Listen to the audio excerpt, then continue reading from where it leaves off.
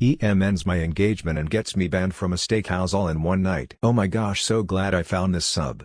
Here we go, I can finally air my uncensored frustration about the night my engagement was single-handedly corrupted by my entitled mother-in-law.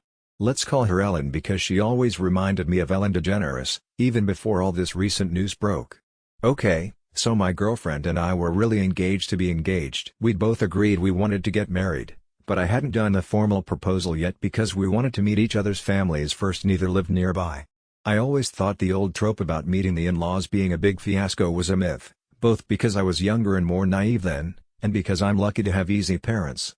My girlfriend met them for a few hours. Once we were alone, just me and them, I told them my intentions and my mom asked, "Does she have any kids already?" And my dad asked, "Does she have a good solid job?" And they both asked, "You really love her?" And that was that. I had their full support for the marriage. I thought meeting her parents would be the same. Some grilling was to be expected, but as long as I was honest and respectful, it would all be fine. Relevant fact, they had my girlfriend when they were teenagers, by surprise, so now had a do-over daughter, their words, not mine, who was just 6 years old. My girlfriend and I made the trip up to their city and I met them for the first time over dinner at a steakhouse. It was pretty upscale, and we'd scheduled the dinner for 8:00 p.m. So I was surprised to see they'd brought the kid along with them. I met everyone at once and the initial awkwardness settled once we'd sat down. We were making great small talk when the 6-year-old said she was thirsty. No big deal, right? Well, all of a sudden Ellen starts screaming, "Water? Water, water?" A waiter came rushing over to see what the commotion was and, without even making eye contact with the poor guy, Ellen went, "We've been here forever and no one's even gotten us any water." My daughter's been asking. We had been sitting for about 15 or 20 minutes without service, but they were visibly behind, and there were no circumstances that would have warranted that shouting. I should have realized from how unfazed everyone else at the table was that I should be bracing myself for a long night, but I couldn't imagine what was to come at that point. The waiter rushed over with water and apologized for the delay, explaining a few very large parties had arrived all at once. The guy seemed sincere, and quite affable, so I thought the water would just be an anomaly in an otherwise pleasant night. Then Ellen kicked into full gear. "We'll need a kids menu," she informed the waiter. He said that they didn't have a kids menu, but that the chef could simplify most dishes. "What do you mean you don't have a kids menu?" Ellen replied in total disbelief, as though he'd said they didn't have a fire exit. He explained they didn't get too many child visitors and that there were enough plain foods on the menu that no separate menu had ever been necessary. Ellen sighed dramatically and waved him away. Literally, without saying a word, waved him off from the table. I tried to give him an apologetic glance but, understandably, he didn't look back our way. I was so glad the poor guy left and didn't have to be subjected to her anymore. Meanwhile she turned her attention on me, and I almost wished he'd come back. At least he was getting paid to be here. She was like, "So you're a screenwriter?" And I explained, "Well, yes and no. I want to be, but it's hard to get a job in that field that you can support yourself on, so I'm working at a non-profit right now. There's a screenwriting component to the job though, so I'm really happy there." Ellen turned to her 6-year-old and went, "Hear that, hun? You want to be sure to snag a man who works for profit. Learn from this. It's not too late for you." I couldn't tell if she was trying to be funny or not, so I just let it pass, looking over to my girlfriend to see if she was even considering speaking up on my behalf. Nope. The waiter came back, visibly nervous. That hurt, because he was so relaxed and personable at the start of the meal. He asked if we'd like to hear the specials before we ordered and Ellen said sure. Here's how that went. "Waiter, first we have a lightly seared strip steak." Ellen, next. Waiter, "Oh.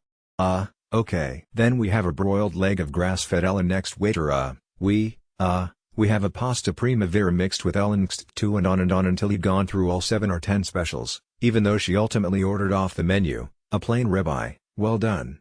She tried to order her daughter the same, but the kid said she just wanted plain mashed potatoes. So Ellen let her get mashed potatoes alone for dinner. Then, she sent the waiter away. The rest of us hadn't even ordered yet and everyone else just sat there like it was entirely normal. I waited for someone to say something, thinking it was more her older daughter, my girlfriend's place, or her husband's, but when no one did I couldn't help myself. Was the one steak and potatoes going to be for all of us, or? My girlfriend explained, in the tone you'd use for a tourist violating a sacred local taboo, "My mom always has the waiter put the kids' food in first, so it can get started right away. We'll order once the kitchen has hers." I thought she was joking, since Ellen didn't just order her kids' food, she also ordered her own dinner too. So I laughed. "Something funny?" Ellen asked. Then I realized she was serious, and I shut up. Thankfully her dad at least recognized that what was normal for them might not be as regular to me and tried to lighten the mood with a change of topic. But not even 10 minutes after we'd ordered, I guess technically 5 minutes after we'd ordered, 10 minutes after she and her daughter had ordered, Ellen started in again. Another table, that had been there long before we were, got a side order of mashed potatoes with their meal. Ellen threw a total conniption. She was sputtering so inaudibly that none of us could figure out what was wrong at first. Finally she managed to flag down some busboy who barely spoke English and began laying into him like he'd just sideswiped her on the freeway. He kept trying to explain he wasn't a server and he could go get one, but she wouldn't stop to breath long enough for him to find someone who could actually help. All the while I kept looking at my girlfriend for signs of embarrassment, or at the very least irritation, but you wouldn't have known if she was even hearing any of this. Our waiter came over, somehow still feigning a smile despite knowing what he was walking into. And Ellen actually goes, "Why did the table get mashed potatoes and ours haven't come yet?" The waiter kindly but concisely explained, "Well ma'am, those people ordered potatoes before your party had placed their order." Ellen looks this man dead in the eye finally and says, "Well, it doesn't matter when they ordered it. My daughter is the youngest one here, her food should come out first." You could tell the waiter was working hard to restrain himself at this point.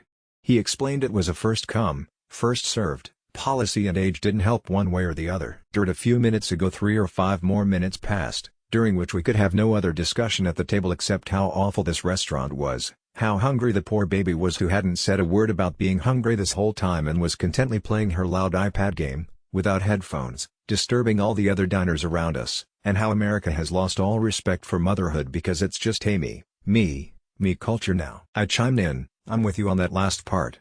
And to my utter shock, instead of laughing at my joke, my girlfriend seemed annoyed with me, so after a few minutes the waiter comes back and says the potatoes will be out very soon. Ellen then goes and does something that, again, I thought was just a myth. She took 3 singles and a 5 out of her wallet and put them on the table in full view of the waiter. Then she took 1 single away and said, "Every table I see getting potatoes before us is a bill gone." I was absolutely mortified.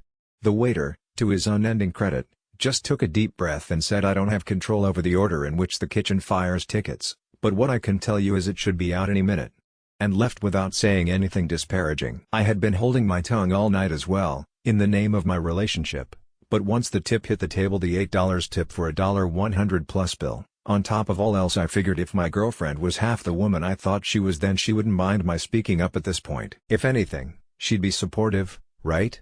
So I scooted my chair back a bit and said, "Listen, I know what you're doing with the cash on the table, but that kind of thing makes me really uncomfortable, and it's just not called for. Please put the money away or we can just continue this some other time." My girlfriend's dad spits back, "What? How cheap do you have to be to not believe in tipping service workers?" Before I could process whether he was serious or yanking my chain, Ellen shocked me with, "No, you know what, you're right, this isn't necessary." I should have known better than to be relieved. She folded the bills back into her wallet, patiently waited for the next plate of mashed potatoes to be carried out, and when it wasn't delivered to us, it was a very common side dish at this place, a steakhouse, she went right up to a stranger's table and picked it up off their table. She half explained something about her daughter starving to death, as she was walking away with the stranger's food, but unsurprisingly, that wasn't convincing enough for them. The old lady she took it from followed her right over to our table and tried to take it back. I was already searching for my coat tag in preparation to go, but a shoving match was beginning to unfold between Ellen and an elderly woman with a tennis ball walker, and far be it from me to sit through all that had happened only to leave just as the night was getting interesting. The elderly woman was like, "Give me back my potatoes, who are you?" And the poor little girl was like, "Mommy, it's okay, don't take someone else's potatoes." But it all fell on deaf ears. Ellen yelled at the old lady, "How could you sit there and eat these when my daughter hasn't even been served yet? She's sitting here hungry, just a little girl, and you're over there stuffing your face? Come on, other potatoes will be out any minute." And the old lady, got to love her, was like, "Great, if they'll be out any minute, then what's the ducking problem?" To which Ellen still found holier-than-thou ground, gasping, "Language, please." Finally the waiter, and this time someone higher up as well, I think the manager, thank God, came over to separate them, as they had begun to raise their voices and cause a disturbance. Staff had already asked Ellen to turn down her daughter's iPad multiple times without heed, and I'm guessing the waiter informed management about the tip on the table, stunt she pulled, because this was their final straw. They told us we were going to have to leave the restaurant. "But we don't even have our food yet," Ellen complained at the guy. This was clearly not the manager's first rodeo. "You can take the food that's already been served free of charge, everything else will be cancelled. Please leave immediately." The old lady didn't miss her chance to knock the potatoes right onto the floor so we couldn't try to take them with us. Nothing else had been served yet, so we had to leave without any food. When my girlfriend and I were finally alone in our car, she said, "Can you believe that?" And I said, "Not at all. And I really can't believe you didn't warn me." And she went, "How could I have known about any of that?" And, confused, I asked, "Is she not usually like that?" Even more confused than me, my girlfriend asked, "Who? Your mom?" "What's my mom got to do with the terrible service at that place?" That was the beginning of the end of our relationship. The fact that she didn't see anything wrong with her mom's behavior, and that I'd be marrying into that situation, shook me too deep. We both dodged a bullet in more ways than one. In hindsight, we weren't right for each other, regardless of who her family was. Her mom saved us both a lot of time and heartache, helping me realize in one night what would have probably taken us years otherwise. Within a month we'd moved into separate apartments and gone on a break that ended up lasting forever. "I'm not sorry I won't see you again, Ellen. I am sorry any waitstaff ever will, though." Dodged a bullet, is to say the least. Imagine having kids, or a divorce. Holy hell on earth.